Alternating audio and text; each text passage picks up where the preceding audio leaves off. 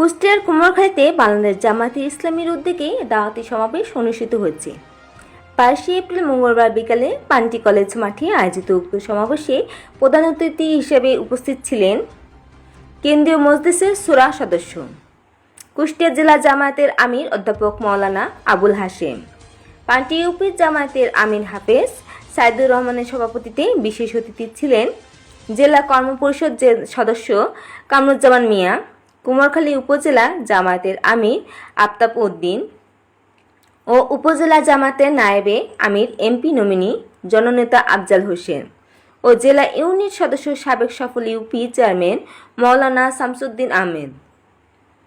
পান্টি UP জামায়াতের নায়েবে আমির doctor Abdul সালামের পরিচালনায় অন্যান্যের মধ্যে বক্তব্য রাখেন কুমারখালী উপজেলা জামায়াতের সেক্রেটারি মামুনা রশিদ, উপজেলা ইসলামী ছাত্র শিবিরের কুষ্টিয়া জেলা সভাপতি খাজা আহমেদ, কুমারখালী উপজেলার সাবেক সভাপতি আমির হোসেন জুয়েল, ইউপি জামায়াতের সেক্রেটারি আনিসুর রহমান, যদু বয়রা ইউপি আমির হাফেজ তহিদুর রহমান, বাগুলাট ইউপি আমির জিল্লুর রহমান, জেলা শিবিরের দপ্তর সম্পাদক ইমরান হোসেন, গবরা চাঁদপুর ইউপি আমির সদর উদ্দিন প্রমুখ। কুমারখালী থানা এবং কুষ্টিয়া জেলা খন্দকার সচিব Ahmed, staff reporter 24 hours TV.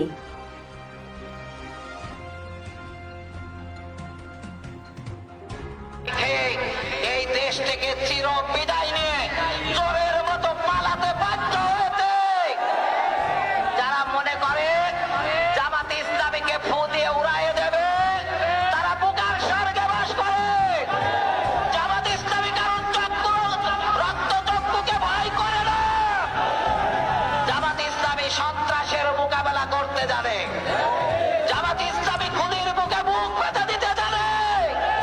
প্রয়োজনে এদেশের জনগণকে সাথে নিয়ে এদেশের সন্ত্রাসীদের বিরুদ্ধে জামাতে ইসলামী আন্দোলন গড়ে তুলবে। জামাতে ইসলামী প্রতিরোধ গড়ে তুলবে। কোন অবস্থাতেই বাংলাদেশের মাটিতে চাঁদাবাজ সন্ত্রাসীদের জায়গা দেওয়া হবে না।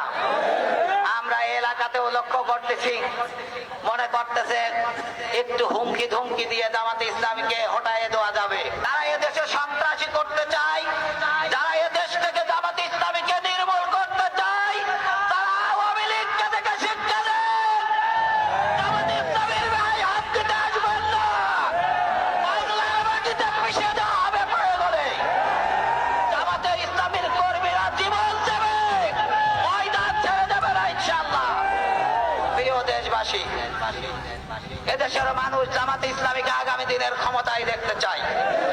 আমরা কি জামাতে ইসলামীকে ক্ষমতায় দেখতে চাই?